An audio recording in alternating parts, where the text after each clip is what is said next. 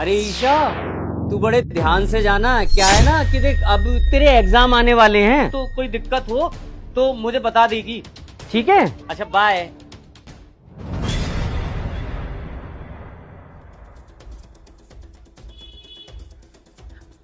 अरे प्रेम, अरे तू कहाँ जा रहा है यार? देख, तू मिलता है नहीं है। प्रेम, मैं ये कह रहा था, देख तू उस तरफ जा रहा है ना, तो ध्यान से जाना। तुझे पता है ना, यहाँ ट्रैफिक बहुत चलता है, ठीक है? क्या हुआ? ये पता नहीं, किसी को भी गले लगा लेते हैं।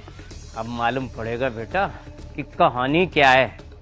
मैं भी अब चल के देखता हूँ।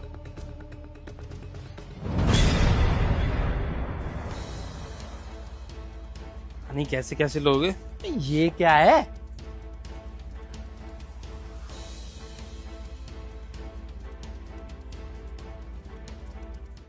अरे কোরআন শরীফটা একটা শেয়ার করে দেখো, একটু হলে মনের ভিতর শান্তি আসবে ইনশাল্লাহ।